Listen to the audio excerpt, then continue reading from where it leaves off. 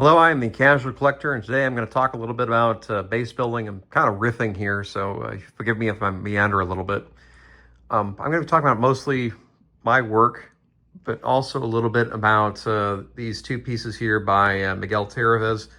These are really excellent, and this is what kind of got me into the idea of base building. So I'm just going to briefly touch on these because I absolutely love the construction, how much just a simple base with little decal stuck on it really adds to the flavor of a piece. And it's simple stuff. It's just a little bit of grass tufts laid out, some dirt, rocks, and the insignia, and it adds so much to the piece. It makes it feel more real. And so I tried to duplicate that a little bit with some of these pieces.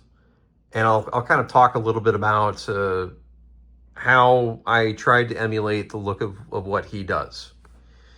So usually my pieces will start off pretty much like this. It's just an artist block that you can buy at Michael's, or you can buy this online for a couple of bucks. I'll usually put a little foam on the base, usually as a last step, but in this case I did this early. With a metal distinctive unit insignia stuck on it. You can buy these also for about $5 to $10 on Amazon as well. So from this, everything else kind of comes. You just basically do whatever you want to the top is for your scene, and it's pretty straightforward. And most of it is literally just garden dirt. You know, you cook it in the oven for about 45 minutes at 140, 150 just to sterilize it. If you want to, you can filter it out with a sieve or a colander. I've got roots, which are literally just from garden plants that I had come up when I was getting the soil. Rocks also from the garden. This construction debris or building debris is just 1/6 scale cinder blocks and bricks that I hit with a hammer to break them up a little bit. Grass is all from from the Scenic factory.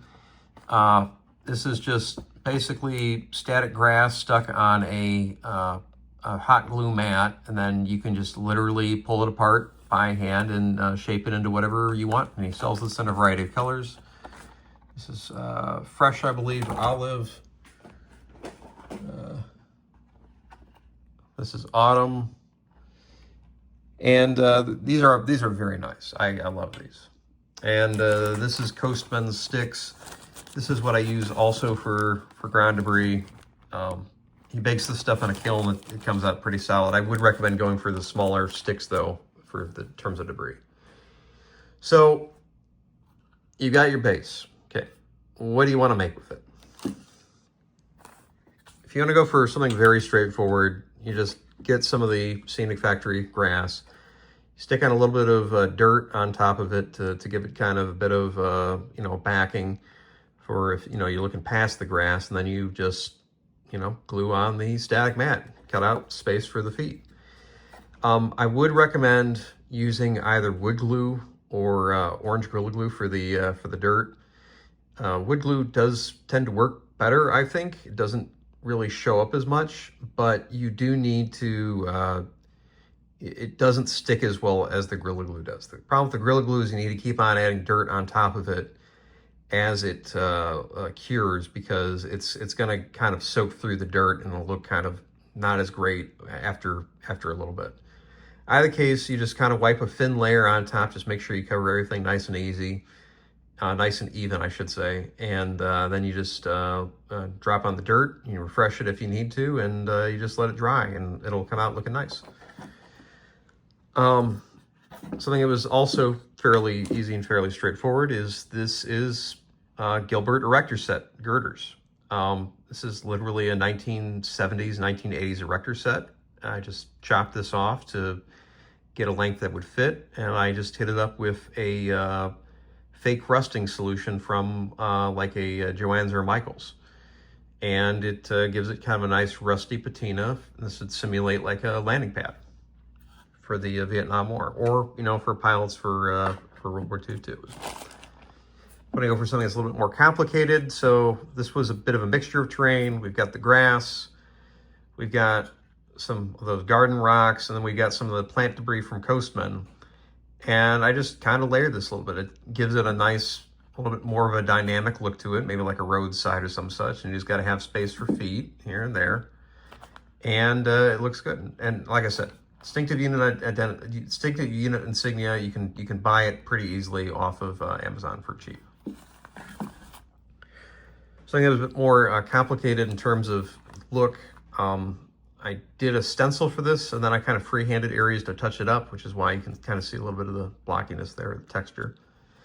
But this is for black powder red earth. This is an ember assaulter. So for this one, I did sand, and I glued that on. I wasn't happy with how the look of it was, so I kind of dry brushed it a little bit. Just take a brush, dipped it in some brown paint, and I just wiped it until it was coming out mostly dry. And then I just hit up areas of this until I got kind of a texture I liked. And, it'll come out uneven, and that actually works really well for grounds. And then I just glued on the grass and the rocks after I was done, and just kind of give it like a little bit of a sparse desert look.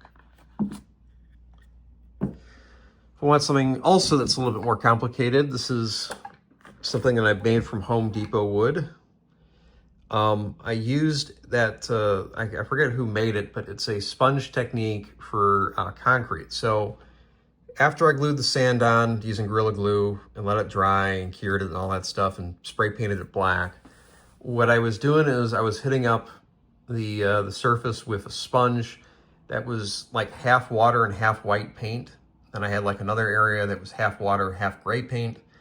And you just kind of sponged it a couple of times, and then what it does is it deposits the paint unevenly. It comes out giving it this nice kind of worn, textured look.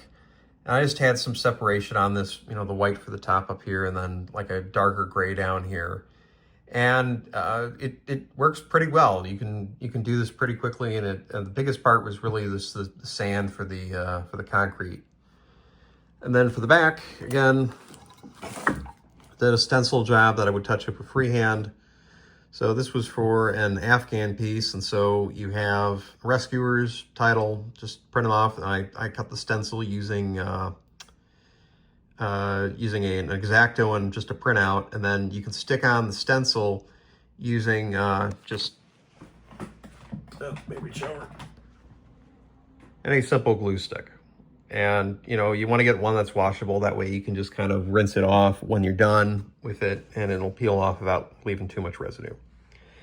And again, just a stencil for the insignia for the MEU. And, it didn't come out too bad, I think.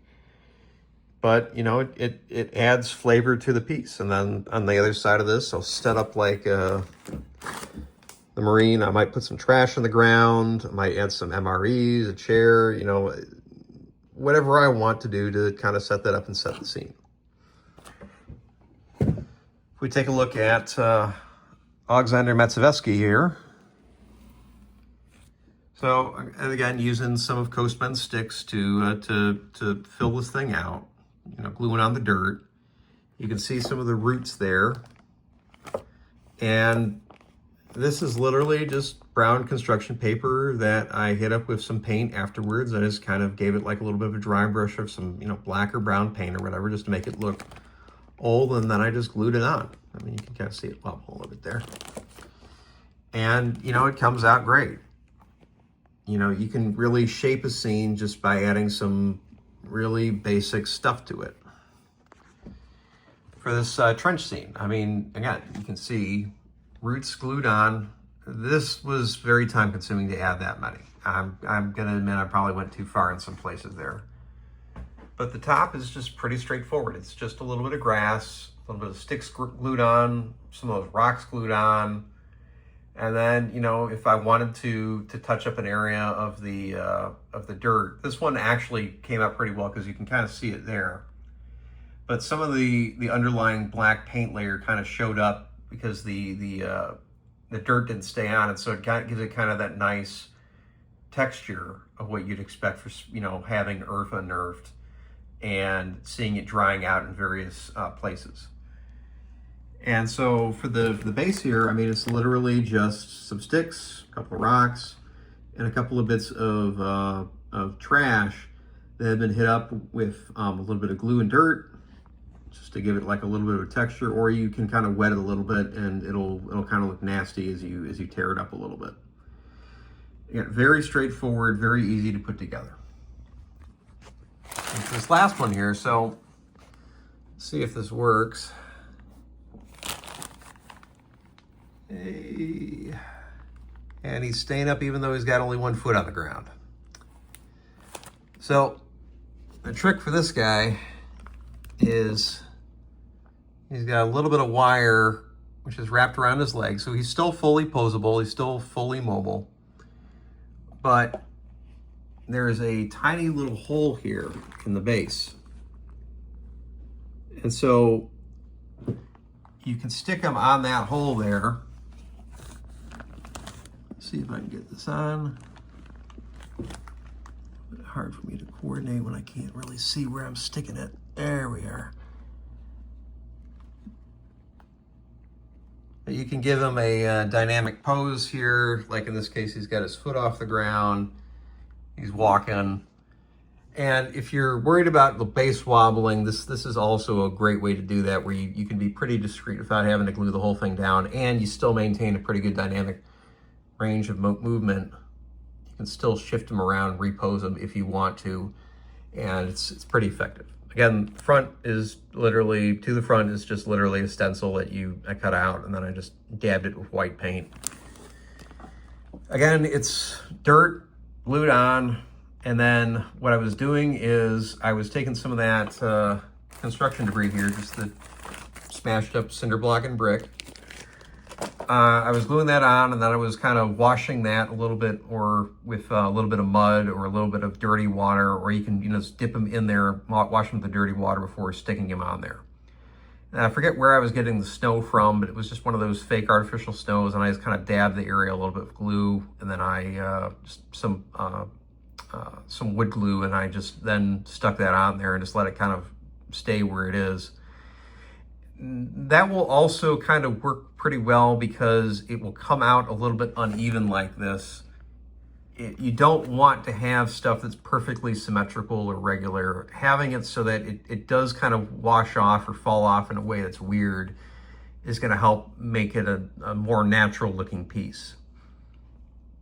But all this stuff is really straightforward. It's pretty easy to make one of these things cheap. And it doesn't really take very much work to, you know, turn something like this into something like this. And if you want to put a little work into it, you can make something like this.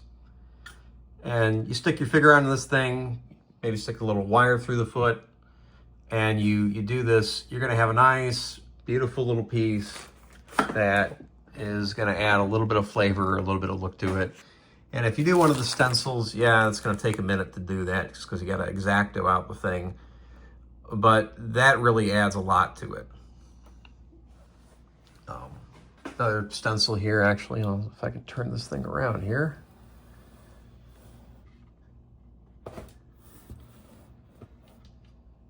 But again, taking a design, kind of freehand touching it up in places, but using a stencil to make it kind of pop out a lot more than something ordinarily would.